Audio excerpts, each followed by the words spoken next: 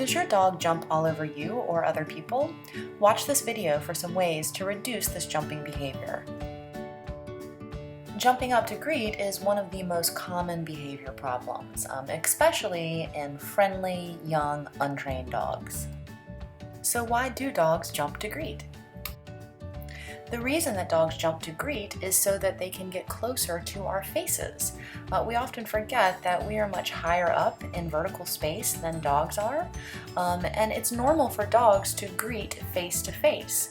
And since we are so much higher up, all they're trying to do is get closer to us so that they can practice this normal greeting behavior.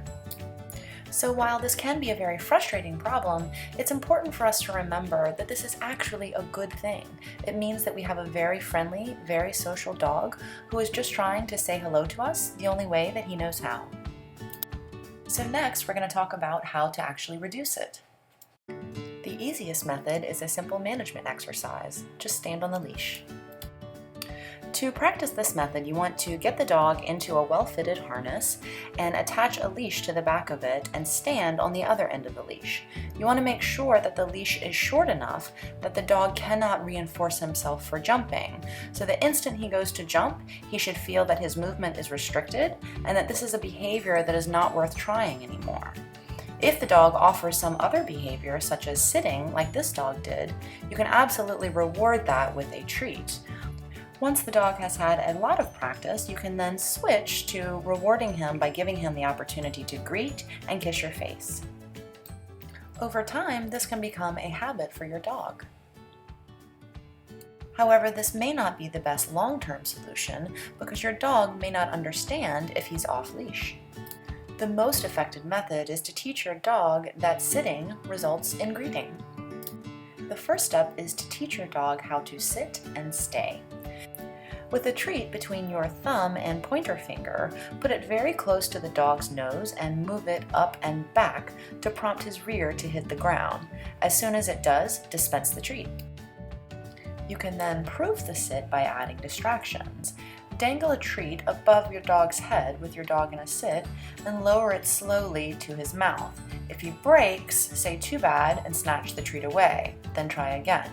When his rear is on the floor, dispense the treat. This exercise is a little bit of temptation, and it simulates the fact that there is something high up in vertical space that your dog wants, and that the only way to get it is to keep his rear on the ground. Next, recruit a helper to practice approaching your dog and rewarding him for holding a sit.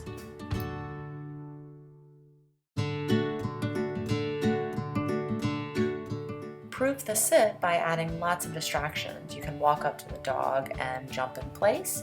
You can walk up to the dog and slap your thighs. You can run around and jump in place. Just gradually make yourself much more distracting and reward the dog for holding this sit despite all of your temptations. When your dog is reliable inside, take it outside to add a new environment.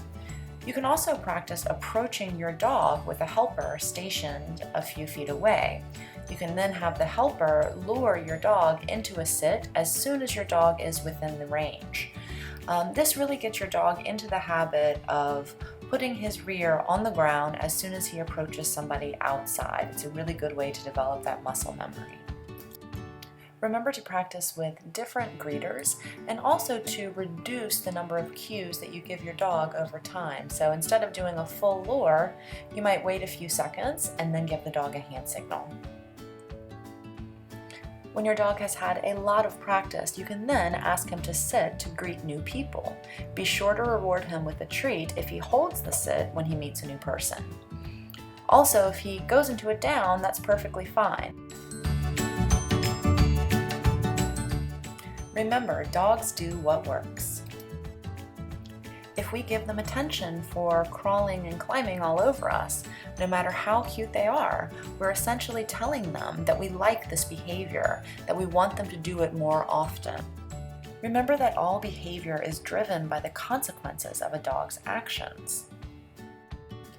So if the dog enjoys a pleasant consequence for doing an alternative behavior such as sitting, then he is going to be likely to do that behavior more often, which is going to mean that he is going to be a more enjoyable dog for years to come. Training is all about providing the right consequences for the right behaviors.